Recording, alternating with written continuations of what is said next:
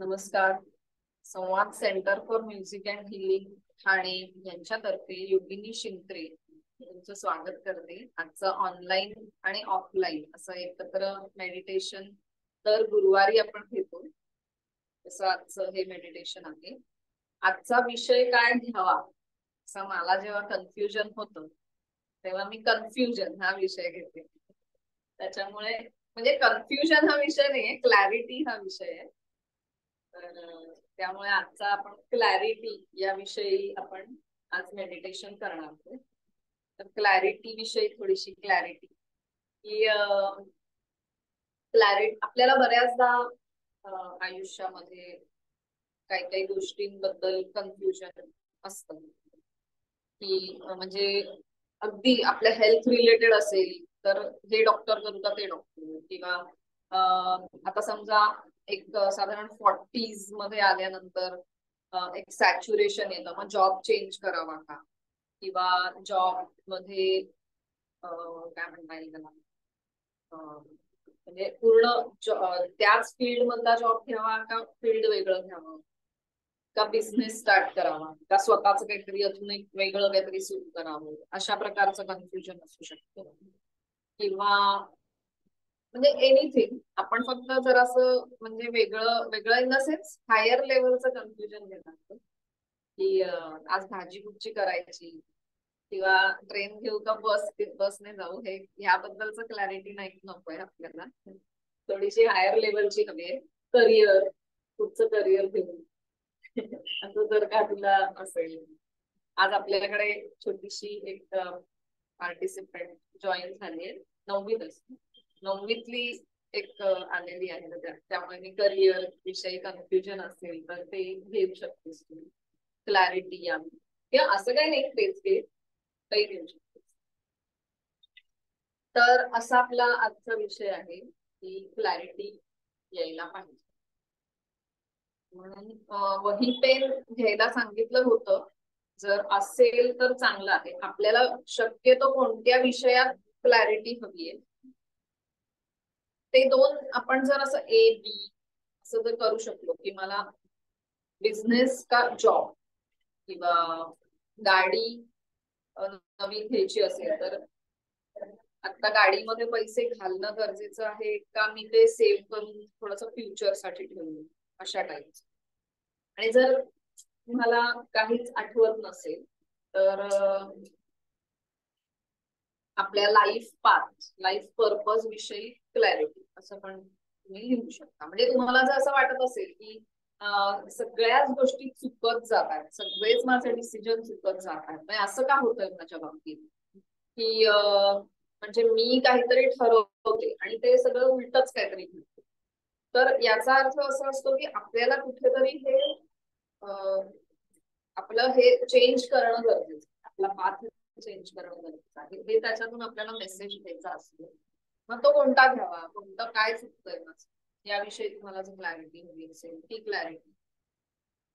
आणि जर तुम्ही शक्यतो म्हणजे अमुक गोष्ट आणि तमुक गोष्ट आता जर त्याला ए बी असं नाव देऊ शकलात, म्हणजे ह्याच्यातलं कुठचं चूज करू, ए बी सी डी, तर मग तसं पण करू शकता. श्वासावर थोडस लक्ष केंद्रित करा जेव्हा तुम्ही लिहाल तेव्हा. एक प्रकारे श्वासाला विचारू शकता संकल्प काय घेऊ, हा जर हे जर तुम्हाला कन्फ्युजन असेल तरी पण हे तुमच्यासाठी मेडिटेशन आहे. कोणाला काही डाऊट? हो, मला हा बोल. तेच मला म्हणजे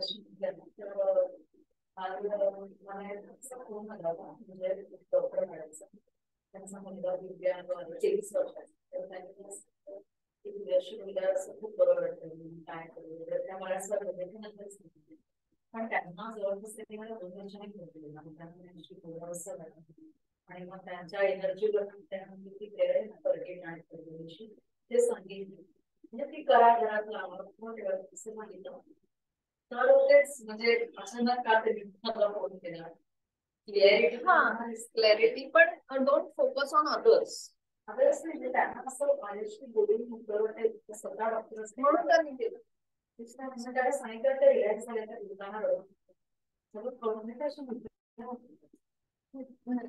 क्लॅरिटी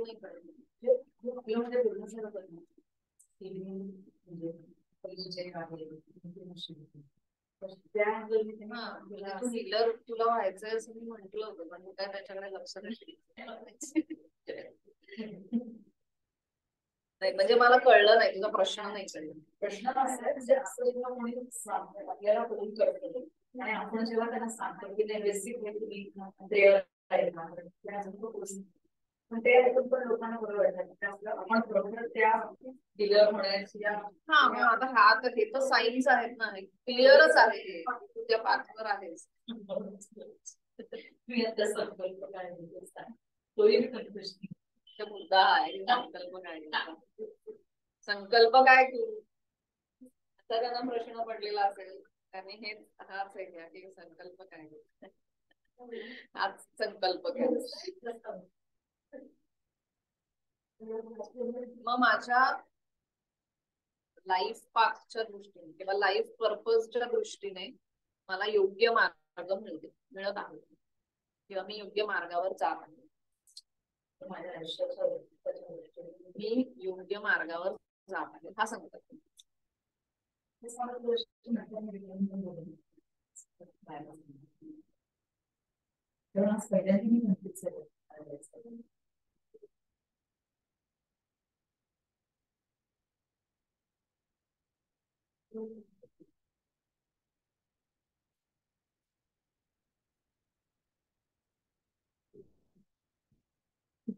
आयुष्याच्या क्लॅरिटी मराठी शब्द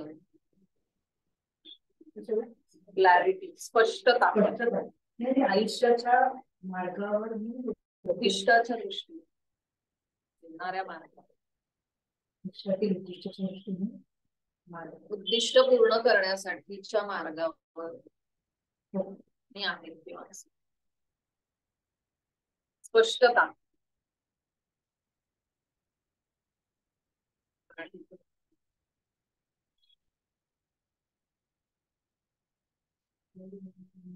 कोणाला डाऊट नाहीये असं मी गृहीत करते.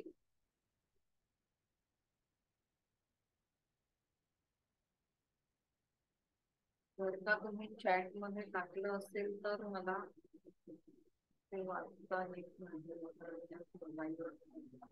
मी प्रश्न लिहितोय पण तो असा छोटा प्रश्न नाही, म्हणजे त्याच्यात बरेच असे सब बुलेट्स येतात. म्हणजे मी करिअर पुढचं कुठे करावं जे माझ्या मानसिकतेला अनुकूल असेल, जीवनाच्या उद्देशाला अनुकूल असेल, आध्यात्मिक प्रगतीला साथ देईल, असे त्याच्यात थोडेसे सब बुलेट्स यायला सुरुवात झाली. चालेल का तसं? हा ते मी म्हंटल तसं त्याला ABCD अशी नावं द्या. म्हणजे आता समजा आध्यात्मिक प्रगती A, म्हणजे तुम्हाला मुख्य कुठची तुमची प्रगती साधायची आत्ता. आध्यात्मिक प्रगती कदाचित लॉंग टर्म असू शकेल.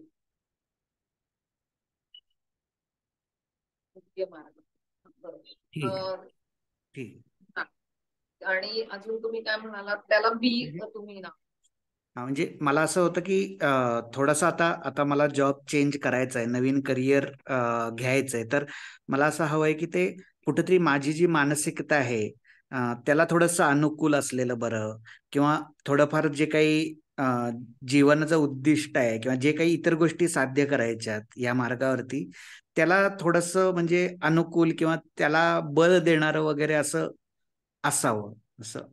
हा म्हणजे एक तुम्ही असं लिहू शकता की तुम्हाला समजा आता फायनान्शियली याच्यासाठी तुम्ही हवं असेल तर तुम्ही फायनान्शियल असं लिहू शकता. किंवा म्हणजे जॉब चेंज करायचं हे तुमचं नक्की आहे बरोबर. हा म्हणजे आता मी जॉब सोडलेला आहे आणि आता नवीन जॉब एक दोन महिन्याचा मी ब्रेक घेतलेला आहे अजून. मग त्यानंतर आता एक दोन महिन्यानंतर मी शोधणार आहे. तोपर्यंत मी जस्ट लिस्ट डाऊन करतोय की आता म्हणजे आता वयाच्या 48व्या वर्षी मला थोडंसं ट्रॅक चेंज करायचं आहे, की एकंदर म्हणजे कोलाहलापेक्षा थोडस असं फोकस नक्की काय करायचंय असं असं थोडस डिसाइड तुमच्या करतो. तुमच्यामध्ये जे जे काही मुद्दे तुम्हाला आठवतात की आता समजा तुम्हाला जॉब सेम फील्ड मध्ये जॉब करायचा आहे त्याला ए नाव देऊ शकता. समजा तुम्हाला फील्ड चेंज करायचंय पण जॉबच करायचा आहे त्याला बी देऊ शकता. किंवा तुम्हाला बिझनेस करायचा आहे त्याला सी देऊ शकता. तर ह्या सगळ्यामध्ये तुम्हाला क्लॅरिटी पाहिजे की ह्या सगळ्यापैकी मी नक्की काय करू, तर त्याला असं तुम्ही करू शकता. ओके का, धन्यवाद.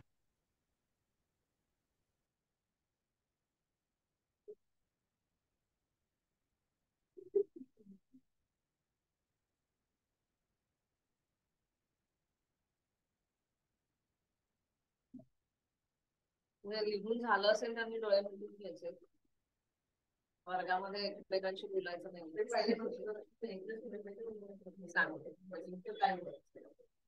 हेच हाच विषय.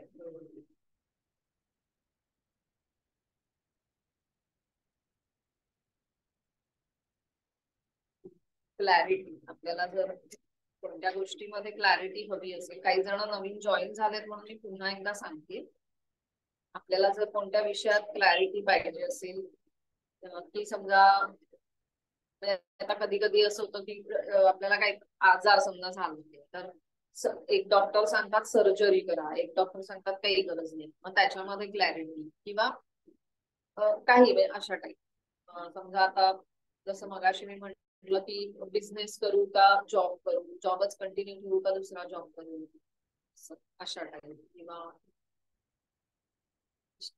तुला ज्या कन्फ्युजन आहे ते क्लॅरिटी हा विषय. मध्ये जर वाटलं तर पाय पसरू शकतेस आणि डोळे पूर्ण वेळ मिटूनच ठेवायचे, रिलॅक्स राहायचे. पण आता सुरुवात करूया. लिहून झालं आहे असं मी गृहीत धरते आणि आपण आता सुरुवात करूया.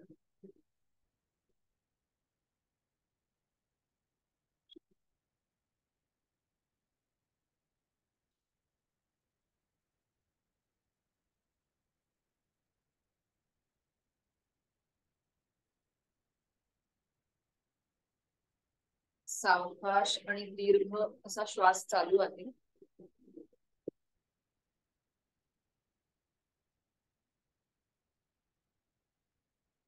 पोटापर्यंत श्वास येतोय जातोय.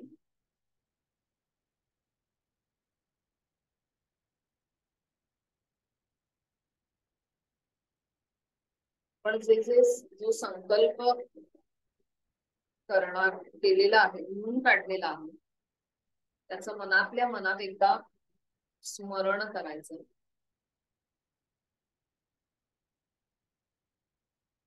आणि ते श्वासाला सांगायचं.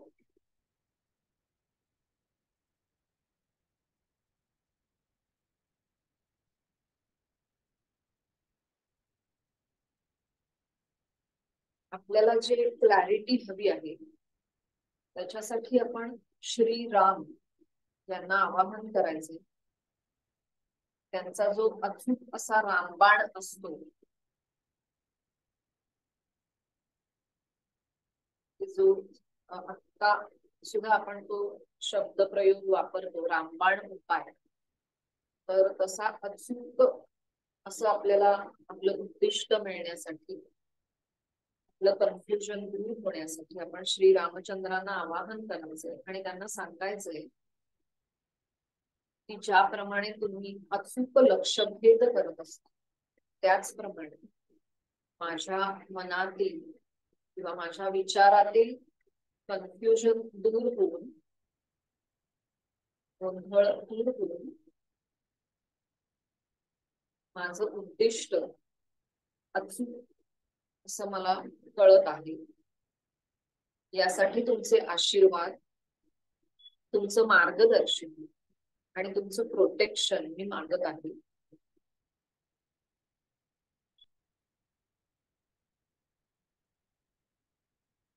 आपण 3 वेळा ओंकार करणार आहोत. पहिला ओंकार हा मोठ्या आवाजात असेल, जो बाह्य जगासाठी आहे. दुसरा ओंकार हा फुटफुटल्याप्रमाणे असेल, जो आपल्या शरीरासाठी आहे. आणि तिसरा ओंकार हा मनातल्या मनात उच्चारायचा आहे, जो आपल्या अंतर्मनासाठी आहे. इनहेल,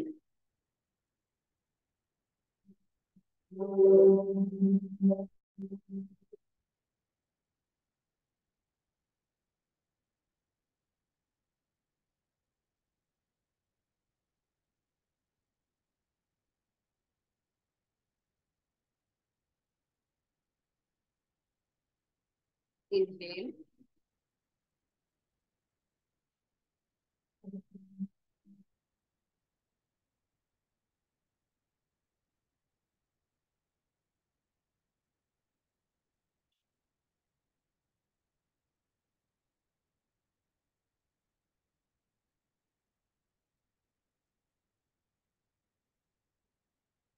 तिसरा ओंकार मनातल्या मनात इनहेल,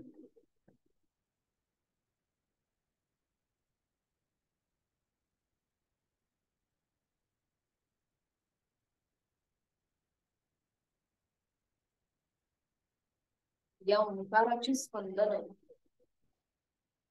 अंतर्बाह्य आपल्याला जाणवत आहेत.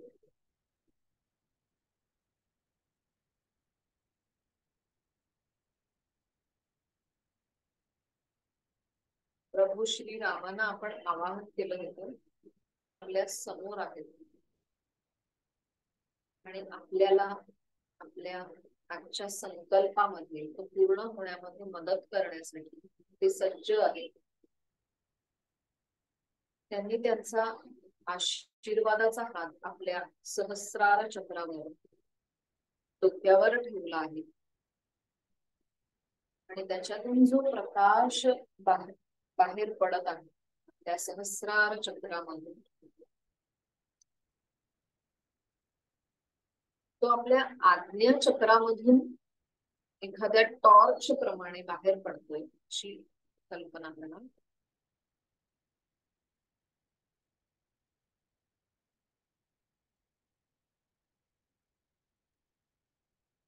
आणि या टॉर्च मध्ये आपल्या आज्ञा चक्रात दोन भुवयांच्या मध्ये असणार हे आज्ञा चक्र, त्याच्यातून टॉर्च प्रमाणे जो लाईट पडतोय त्याच्यामध्ये तुम्ही जे ABCD इत्यादी ऑप्शन्स लिहिले होते त्यातलं एक ऑप्शन दिसेल ते चूज करा.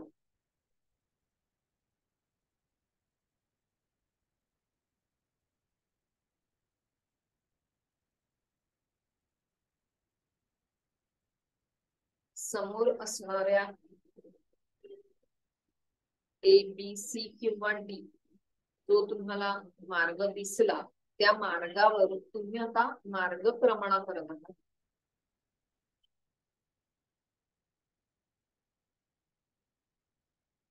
आज्ञा चक्रामधून येणारा टॉर्च लाईट तुम्हाला हा मार्ग दाखवत आहे. प्रभू श्री रामचंद्रांकडून आलेला हा आशीर्वादाचा प्रकाश आहे.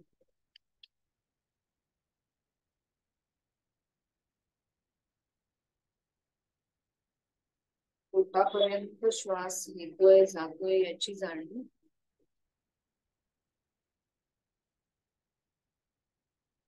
शरीराची जाणीव,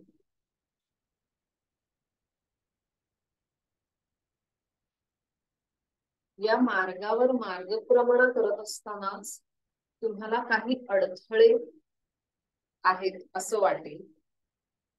हे अडथळे छोटे दगडधोंडे किंवा काटे या स्वरूपात असतील.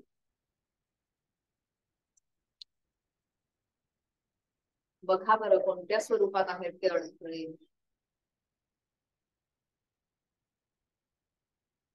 सुरुवातीला कदाचित येणाऱ्या या अडथळ्यांमुळे तुम्हाला ही शंका येऊ शकते की हा मार्ग बरोबर आहे किंवा नाही. पण प्रभू श्री रामचंद्रांनी दाखवलेल्या मार्गावर आपण जात आहोत त्यामुळे त्यांच्यावर पूर्ण श्रद्धा ठेवून ही मार्गक्रमणा करायची आणि वाटेत येणारे दगड धुंडे म्हणजेच छोटे छोटे प्रॉब्लेम्स आणि काटे ते अशा कोणीही असू शकतात. काटे म्हणजे एखादी व्यक्ती असू शकते, एखादी सिच्युएशन असू शकते, एखादा प्रॉब्लेम, फायनान्शियल प्रॉब्लेम असू शकतो. आपण आता हे इमॅजिन करतोय, त्या प्रॉब्लेमना एक स्वरूप दिलेलं आहे.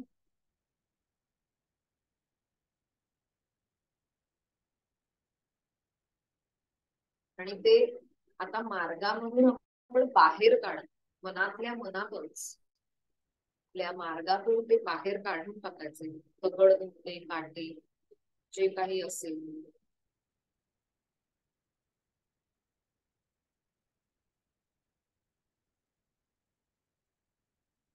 याच मार्गावर पुढे जात असताना कदाचित काही मोठे प्रॉब्लेम्स, जे आपल्याला वाटेल की आपला हा रस्ता बरोबर आहे किंवा नाही, असे मोठे प्रॉब्लेम्स की जे मोठ्या दगडाच्या स्वरूपात असतील, किंवा एखादी दरी असेल की आपल्याला वाटेल की झाला हा रस्ताच आता बंद झाला.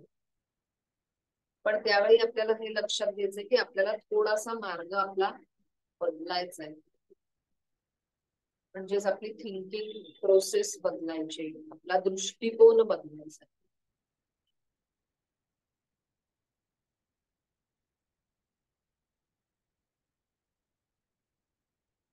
आणि या मार्गावर पुढे चालत राहायचं. हाच मार्ग आपल्याला योग्य त्या उद्दिष्टापर्यंत पोहोचवणार आहे.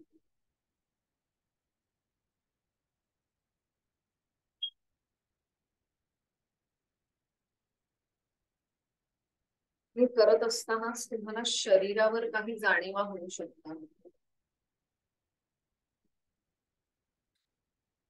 काही गोष्टी बाहेर पडू शकतात.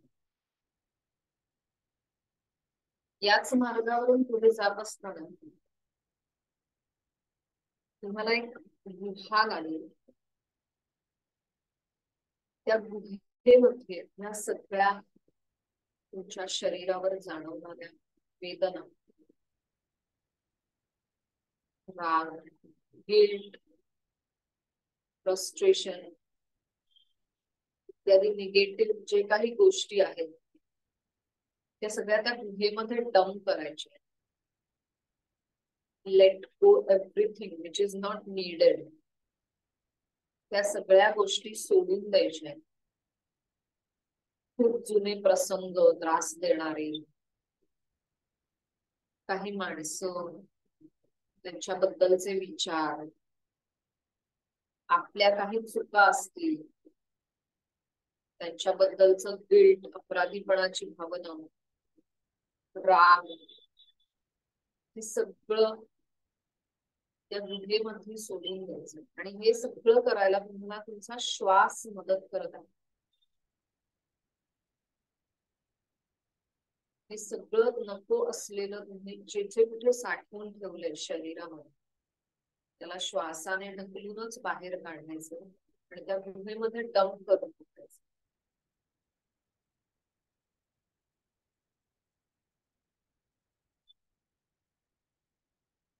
आता नवीन ऊर्जा घेऊन नको असलेलं सगळं ओझं टाकून देऊन नव्या उत्साहाने आपल्या मार्गावरती मार्गक्रमण करत आहोत.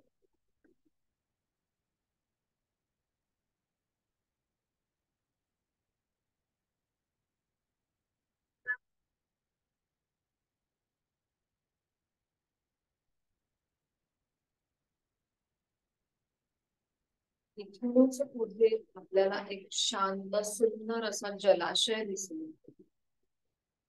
त्या जलाशयामध्ये आपण थंड असं पाण्याचा स्पर्श अनुभवणार आहोत. या मार्गावरती मार्गस्थ असताना जे काही त्रास आपल्याला झाले ते या पाण्याने सगळे सगळा शीण दूर निघून गेलाय हे आपण अनुभवत आहोत. जे काटे टोचले, जे दगडधोंडे लागले पायाला,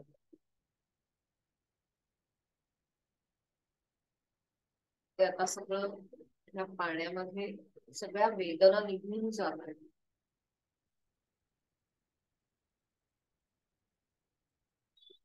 प्रत्येक प्रॉब्लेम हा आपल्याला काहीतरी शिकवायला आलेला असतो.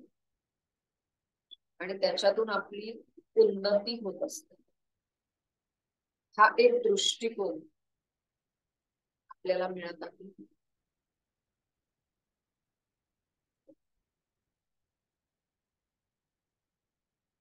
त्या जलाशयातून बाहेर येऊन मऊ गवतावर असं आपण पायाने चालत आहोत. त्याचा स्पर्श त्या तळपायांना सुखावत आहे.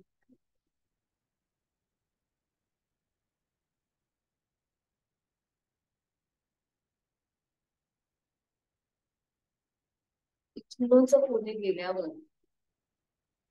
एक प्रचंड मोठा वृक्ष आहे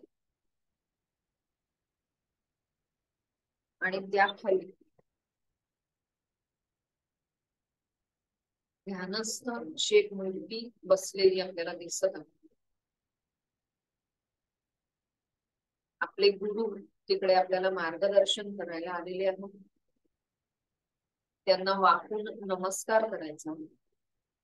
मनातल्या मनातच आपण हे सगळं करतोय.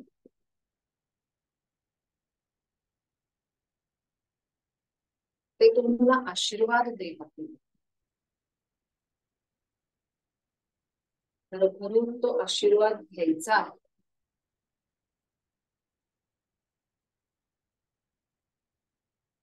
ते तुम्हाला काहीतरी मेसेज देतील किंवा मेसेज हा कोणत्याही स्वरूपात असू शकतो. एखादी वस्तू, एखादं फूल, एखादा पदार्थ, एखादं गिफ्ट, बघा बरं कोणत्या स्वरूपात तुम्हाला मिळतं.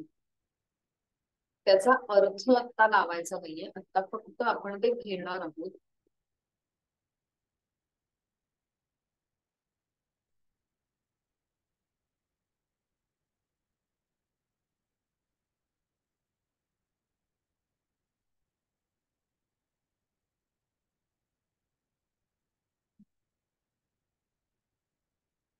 त्या श्वासामध्ये त्यांचा आशीर्वाद आपण सामावून घेतो. तो आपल्या संपूर्ण शरीरामध्ये पसरतोय याची जाणीव.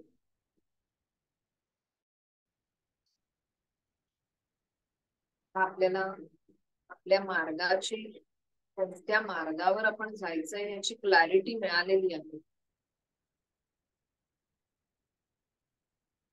जो काही मेसेज मिळालाय तो नंतर डिकोड करायचा आहे. आता त्याचा विचार न करता फक्त घ्यायचंय, भरभरून घ्यायचंय, त्यांचे भरभरून आशीर्वाद घ्यायचे. त्यांच्याच मागे प्रभू श्री रामचंद्र आहेत. त्यांचे भरभरून आशीर्वाद घ्यायचे.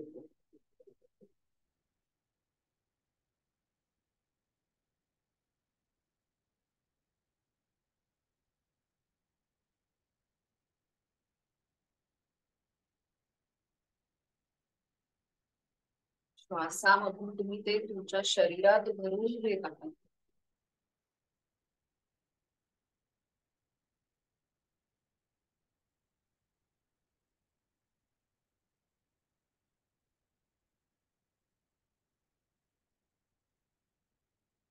त्या गुरूंना, प्रभू श्री रामचंद्रांना खूप खूप धन्यवाद द्यायचे. त्यांनी आपल्याला आपला मार्ग चूज करण्यासाठी, निवडण्यासाठी आणि आपलं कन्फ्युजन दूर करण्यासाठी, स्पष्टता येण्यासाठी खूप मदत केलेली आहे. त्यासाठी खूप खूप आभार.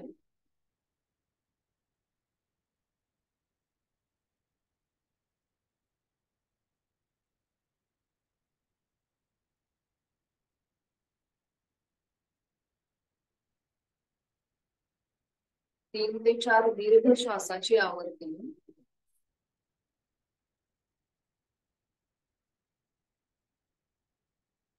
दोनही हाताचे एकमेकावर घर्षण करून